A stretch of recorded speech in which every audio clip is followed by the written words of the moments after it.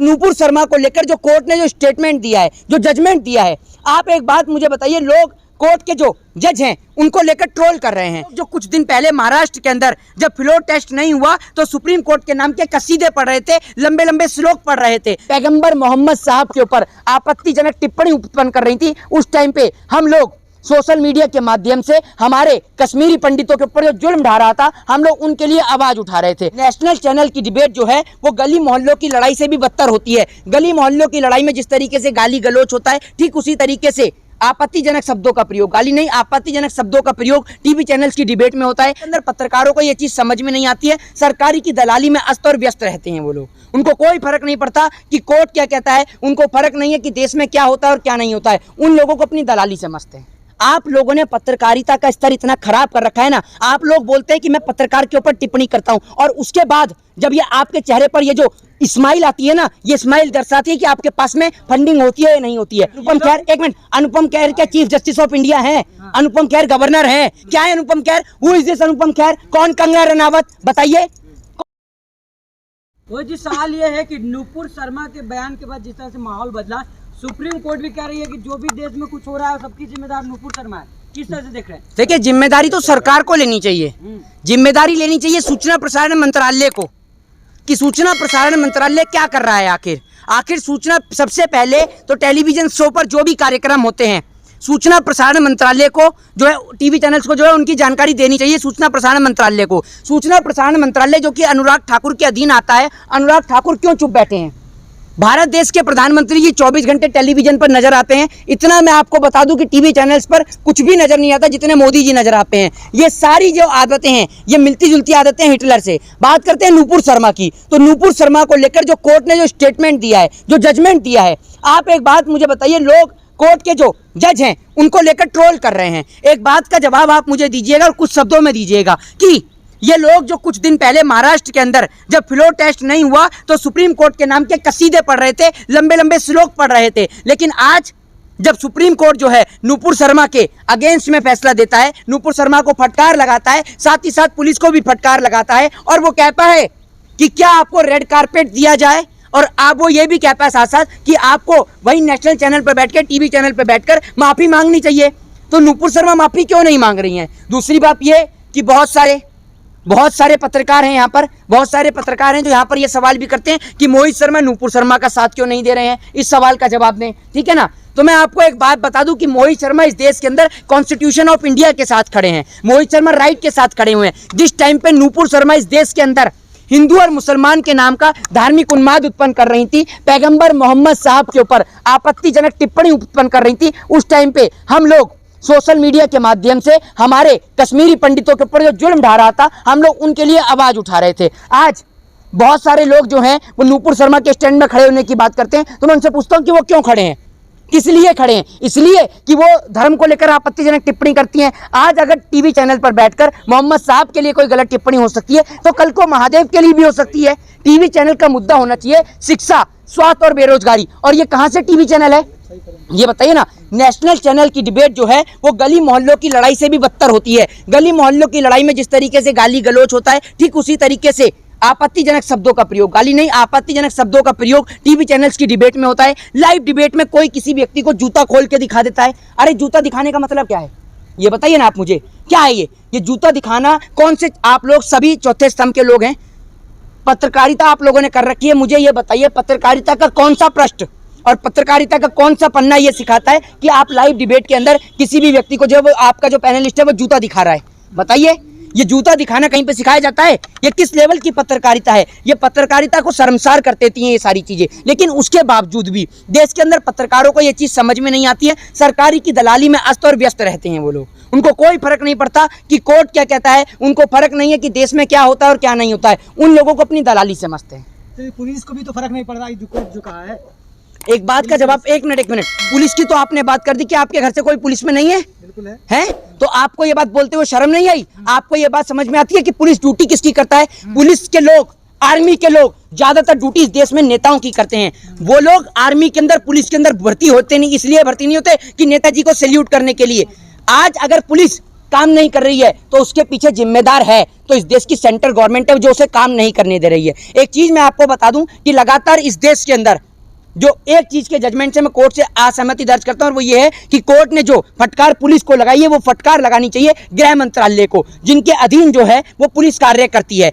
गृह मंत्री अमित शाह से जवाब मांगना चाहिए कि आपने पुलिस को ऑर्डर क्यों नहीं दिए। देश की राजधानी दिल्ली में जो पुलिस है वो स्टेट गवर्नमेंट यानी अरविंद केजरीवाल के अंडर नहीं है, वो स्टेट गवर्नमेंट के अंडर ना होकर सेंट्रल गवर्नमेंट के अंडर है और सेंट्रल गवर्नमेंट में जो है गृह मंत्री अमित शाह हैं जिनके अंडर पुलिस आती है, होम मिनिस्ट्री डिपार्टमेंट आता है। तो अमित शाह ने दिल्ली पुलिस को ऑर्डर क्यों नहीं दिया कि वही सेम आईपीसीज जो आईपीसी जुबैर के ऊपर लगी हैं, जो एक रिपोर्टर है, वही सेम आईपीसीज के साथ मुकदमा दर्ज होता है नुपुर शर्मा के साथ, लेकिन एक बाहर है तो एक अंदर है। आखिर जुडिशरी में एक ही आईपीसी एक ही धारा के चलते दो लोगों के लिए एक अलग जजमेंट कैसे हो सकता है, इस सवाल का जवाब दीजिए।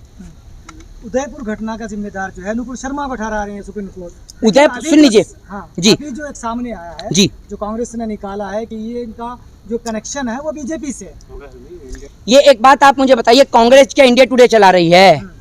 नहीं, कांग्रेस ने अभी प्रेस कॉन्फ्रेंस करके दिखाया, बताया ना। तो कैसे पता चला है ये बात? इंडिया टुडे के थ्रू। हाँ तो मैं यही तो कह रहा हूँ, आप कह रहे हैं कि क्या कहते हैं कांग्रेस ने बताया है। अब अशोक गहलोत कोई क्राइम ब्रांच में थोड़ी है कि अशोक गहलोत इन्वेस्टिगेशन करेंगे। ये तो इंडिया टुडे ने जो है वो आप सबके सामने प्रमाण और प्रूफ रखा है। दूसरी बात ये कि मैं आपको ये बता दूं कि पहली बात तो ये कि जिस दिन कन्हैया लाल की हत्या हुई वो आतंकवादी जो हैं वो आतंकवादी थे, है और रहेंगे, चाहे वो किसी भी पार्टी का, चाहे वो भाजपा के समर्थककार थे या नहीं थे, वो आतंकवादी थे, हैं और रहेंगे। और मैं कभी भी हिंसा का साथ नहीं देता और मैं अंतिम समय तक कन्हैया लाल के लिए इंसाफ की मांग करता हूं। जिस टाइम पर जब ये सब चीजें तस्वीरें सामने नहीं आई थी इंडिया टुडे की, तो हमने अशोक गहलोत सरकार से भी सवाल किया कि आपकी सरकार के राज में इस प्रकार से एक व्यक्ति की हत्या हो जाती है, आखिर जिम्मेदार है तो है कौन? सीधे तौर पर सरकार जिम्मेदार है, मुख्यमंत्री जिम्मेदार है। लेकिन जिस दिन कन्हैया लाल की हत्या हुई और जो आज एविडेंस सामने आए हैं, क्या इन एविडेंस को मद्देनजर रखते हुए आप लोगों को यह नहीं लगता कि भारतीय जनता पार्टी के सरकार के राज में सबसे ज्यादा हत्या हिंदुओं की होती है और हिंदुओं को इस देश में बलि का बकरा बना रखा है? भारतीय जनता पार्टी ने हिंदुओं को सिर्फ अपनी राजनीति का एक मोहरा बना रखा है और उन दो मुसलमान के चलते वो तो राजस्थान के अंदर जो है कई जगहों पर 1 महीने के लिए धारा 144 लागू कर दी गई, जिसके बाद वहां पर धार्मिक उन्माद उत्पन्न नहीं हुए, कहीं भी हिंसा नहीं हुई, वरना कई जगह हिंसा हो जाती और कई सारे मुसलमान भाई जो हैं और हिंदू भाई जो हैं वो बेरहमी से आपस में लड़के मारे जाते, इस हिंसा का शिकार हो जाते। लेकिन एक बात मैं आपको बता दूं सीधे तौर पर, इस देश के अंदर कोई भी घटनाक्रम हो आखिर उसका लिंक भारतीय जनता पार्टी से कैसे मिलता है?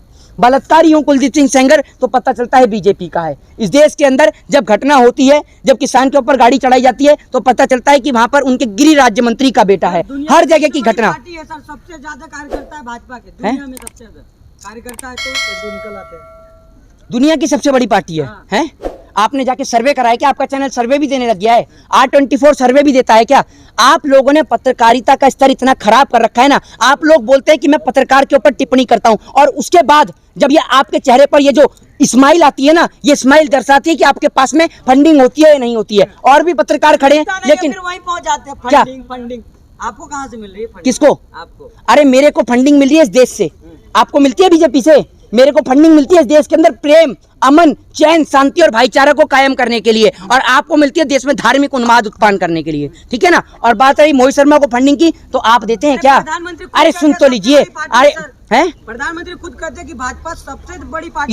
इधर आ जाइए ना, एक बार इधर आ जाइए, फिर मैं आपको बताता हूँ। प्रधानमंत्री तो ये भी कहते हैं कि आपका चैनल सबसे निष्पक्ष है।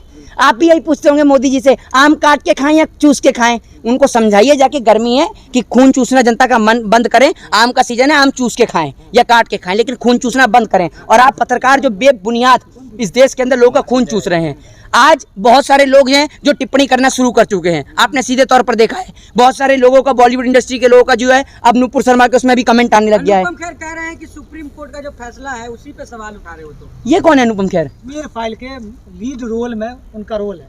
अरे सुनिए, ये लोग सिर्फ पैसा कमाने का काम करते हैं। भावुक हो रहे थे देख के फिल्म। अरे भावुक हो रहे थे, अगर भावुक होते ना तो आज कश्मीर पहुंच गए होते। ये हिंदू धर्म के नाम पे जो फर्जी लोग हैं ना, जब हिंदुओं को कन्हैया लाल के नाम पर कहां गायब हो गए अनुपम खेर?